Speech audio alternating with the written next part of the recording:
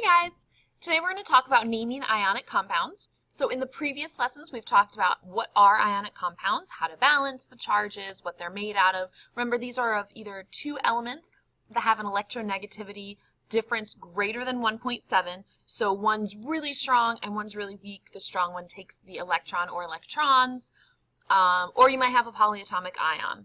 So let's go over a few examples. So I'm going to keep referring back to these examples here. So cesium chloride is CsCl, copper 1 carbonate, Cu2CO3, magnesium hydroxide, etc. So make sure that you see these on your notes so you can refer back as examples. And each of these has two parts. See how it's cesium chloride, right? It's copper 2 carbonate, magnesium hydroxide. So what are those two parts? Well, the first one is the cation, and I've made those all red. So the cation is anything that has a positive charge. So that's usually a metal. Metal are known elements to lose electrons. The way metals work is their electrons are all floating around the top of the elements, the top of the atoms, and they just boop, can pop right off. You can sometimes have a positive polyatomic ion. We went through polyatomic ions in one of the former notes. There aren't that many positive polyatomic ions, especially ones that are common. So we're really going to go through ammonium as the only one in my course. There are other polyatomic ions, but as far as my high school class goes, that's the only one my guys need to know. The second part is the anion. That goes last, and you're going to see that in blue. And that's going to be either a nonmetal. Nonmetals are over on the right-hand side of the periodic table. They're right next to the noble gases. So they have the strong electronegativities. They are so close to having the right number of electrons that they're going to be able to pull electrons off of other things. So they gain electrons, taking on electrons, and that gives them a negative charge. An anion has a negative charge. So that's either going to be a nonmetal or a polyatomic ion. And remember, those polyatomic ions are on your sheet. So when naming ionic compounds, it's really easy. All you're going to do is tell the reader what ions are present. Just literally say, like this one has cesium and chloride. This one has copper 1 and it's got carbonate. Like you just tell them, yeah, this is what you got. Never, ever, ever, ever, ever, ever, ever add prefixes. We're going to do that in covalent compounds. Remember we said like carbon monoxide, and that mon for mono, an oxide told you, oh, I have one oxygen. You don't do that. The quantity of ions is going to be understood by the reader because they know to balance the charges. Like cesium chloride, they know that cesium is in group 1A, so it makes a +1 charge. Chlorine is in group 7A, so it makes a -1 charge. So they balance out evenly. Versus like magnesium hydroxide, magnesium makes a 2+, hydroxide is a -1, so the reader knows you need 2 hydroxides to balance that out. You don't need to tell them there's 2 because there's no other ratio that works. You're going to count the number of elements present. What do I mean by that? Look at this guy here, cesium chloride. How many elements? We've got cesium, you've got chlorine. That has 2. So if there's only 2 kinds of elements in the formula, it's a binary compound. Versus right here, check out copper 1 carbonate. I've got copper, carbon, and oxygen. So I have 3 types of elements present. So that can't be a binary compound because it's got 3. Binary, bi means 2. So if there are more than 2 kinds of elements in the formula, then that means somewhere there's a polyatomic ion, and you just want to keep your eyes open to see where that polyatomic ion is. So in here, copper 1 carbonate, CO3 is carbonate with a 2- charge, so there's your polyatomic ion. Magnesium hydroxide right here, it has magnesium, oxygen, hydrogen, so you know that there's a polyatomic ion present. Hydroxide is a polyatomic ion. You'll find it on your polyatomic ion sheet. Okay, so naming the cation. See how I've got in red here? We're talking about just naming this red part. So if the compound starts with NH4, then you just say, hey, I've got ammonium. See how this says NH4 at the beginning and it says ammonium? There you go. That's how you name that cation.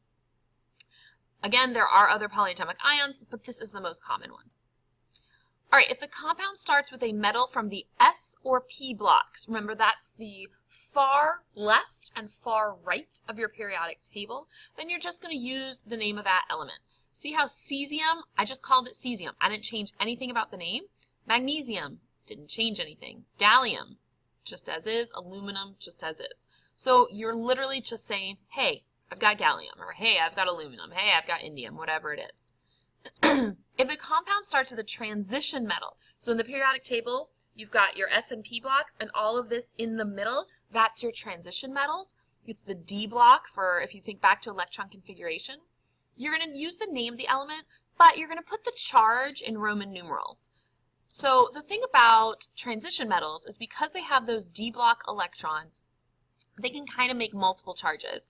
A lot of them have 2 valence electrons, so they'll maybe make a +2, but sometimes they might only lose 1 valence electron because having a half-filled S shell is still stable. They might lose both of those S electrons and then also some of the D electrons, so they might make a +3, they might make a +4. So, and they can also make different ones. You know, you might have a copper that makes a +2 and a +3 in different scenarios. So you have to just tell your reader what charge they have so they know how to balance it properly. So let's figure out how to determine the charge of a transition metal. Let's say you're given this formula. So it's 2 coppers and 1 oxygen. This 2 does not give you the Roman numeral. The Roman numeral number tells you the charge. So how do you figure out the charge? Well, first you determine the total charge coming from the anion listed. So that's the last part. So this is oxygen here, and oxygen is in group 6A. So it has the option of either losing everything, losing 6 electrons. It's obviously not going to do that because it becomes an anion. So how many does it need to gain to get to 8? 2. So this oxygen has a 2- charge. The total negative charge must be equal to the total positive charge because the whole thing has to be neutral. This happens to only have 1 oxygen. So that's all of my negative charge, which means over here has to somehow add up to be +2. So you're going to distribute the positive charge amongst all the cations listed. So how many cations do I have? Well, this says copper 2, which means I have 2 atoms of copper. I need a charge to be the same on each copper, and when they add up, it's got to give me the opposite of this -2. So I need the charges on both of these to add up to total give me +2. So if I distribute that, then each copper needs a +1. So that way I have +1 and +1 come together to make +2 on this side. -2 over here from the 1 oxygen, that balances out. So this gives me copper 1 oxide. Let's do another one. Manganese and chlorine. So I have to figure out what charges each one has. So remember, we first start with our anion, the end. So I have 3 chlorines, and each chlorine I know by looking at my periodic table because it's a halogen, it's right next to those noble gases. It only needs 1 electron to become full, so each one has a -1 charge. This gives me a total of -1, -1, -1. That adds up to -3. So I need a +3 on this side. If I look over here, I don't have any subscripts, so I only have 1 manganese, which means if all of my charge comes from this 1 manganese, this manganese needs a +3. So I'm going to name this manganese 3 chloride.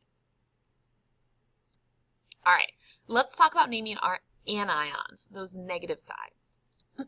So look at what remains after what you've listed in the cation. So see how this is cesium chloride? I've talked about cesium. All that's left is chlorine. So if there's only 1 type of element left, like in the ones highlighted, then you just name that element and you change the ending to "ide." We did that in our covalent compounds, if you've gone over that. So it's just a nice way to wrap it up to tell you that's not chlorine as an element, it's actually chlorine in a compound. So if you notice, the ones that I've highlighted, the last bit is all 1 element. So chlorine turns to chloride, nitrogen turns to nitride, chlorine turns to chloride again, and oxygen turns into oxide. But what about the other ones that have 2 or more elements left? And that means that there's a polyatomic ion. So all you're going to do is find that polyatomic ion, find that formula on your chart, and then use the name as given. See how copper 1 carbonate, I've named my copper piece. So what's left is CO3. You find CO3 on your list, and it's carbonate. There you go. You're done. Don't do anything with the name. Ever, ever, ever, ever, ever. Just always keep the name as given. Like, for example, this iron 2 sulfate, this is sulfate. That ATE tells the reader that it's a polyatomic ion. If you had changed it to "ide," then it would be sulfur, the element making an ion, which is completely different. So keep the ending of the name exactly as it sees. All right, I want you to freeze your video and see if you can connect these to the right answers. And when you come back, we're going to go over which one's which and why.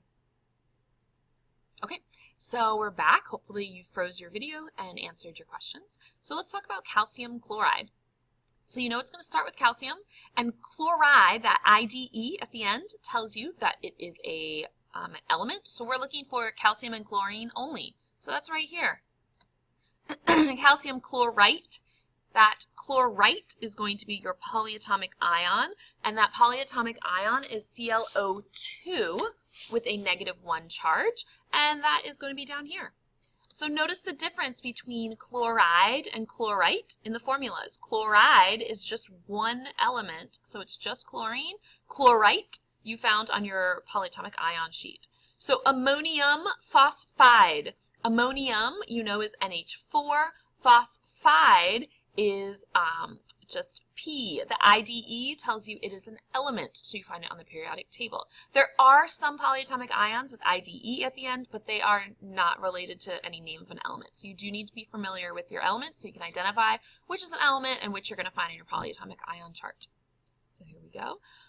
Potassium nitride. Potassium, you know, is K. Nitride, that sounds like nitrogen, and it is. It's nitrogen, change the ending to IDE. So you're going to look for, this is just 2 elements. So here it is, K3N. If you're wondering how to build this formula, go back to the old notes that showed how to balance charges from ions. All right, so these 3 I put in here because they're all very similar. So they all have gallium, and they all have something going on with sulfur. So if I look at the ones left, see I've got gallium, gallium, gallium, and then these 2 are elemental sulfur. This one is in a polyatomic ion, SO3. This is SO3 with a 2- charge. So if I look at these, remember ite? That's not how you wrap up the ending of an element. So this one is your polyatomic ion. These 2 are sulfide. IDE means it's sulfur with just a charge on it. So that sulfur gained those 2 electrons. So what's the difference? We've got gallium-2 and gallium-3. This is telling you the charge. All right, let's first talk about gallium-2. So that means you've got gallium with a +2 charge. And you know that sulfur is in 6A, so sulfur has a -2 charge. So if you have a +2 and -2, they're going to go ahead and balance each other out. You just need one of each. So that's why we connected these.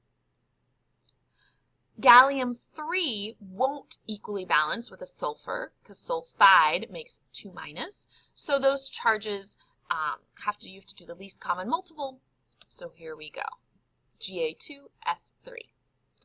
All right, so on your screen, you're going to see a bunch of compounds, and I want you to go ahead and try and name these. Remember, just name your cation and name your anion. Boom. All right, so freeze your screen.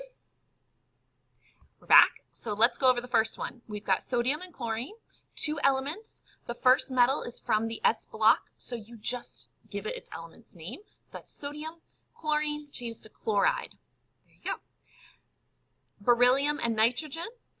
Beryllium is from the S block. Nitrogen is an element, so beryllium stays as is. Nitrogen turns to nitride. We're starting with NH4. NH4 is ammonium, so we've named ammonium. Phosphorus is an element, so it changes to phosphide, ammonium phosphide. For iron, you're going to need to tell what charge it is. So you know that nitrogens all make 3-. So if I have 2 of them, then that's going to give us a 6-. So that means I need a 6+ coming from the total. So 6+ divided by 3 is 2. So iron 2 is this cation. Nitrogen turns to nitride. Copper and oxygen. Copper is from the transition metal, so you need to name the charge. Oxygen makes a 2 minus, which means this must have a 2 plus because there's a 1-to-1 ratio, so they must have the same charges. So this is copper 2 oxide. Cobalt and chlorine. Chlorine, each one makes a -1. I have 3 of them, so this total has a -3 charge. I have to balance that with the whole charge coming from this one atom. So all this -3 is balanced with the +3 all in one. So remember, you're naming the charge on each one atom. Since I only have one, it's all there. So this would be cobalt 3 chloride. All right, good luck naming your ionic compounds.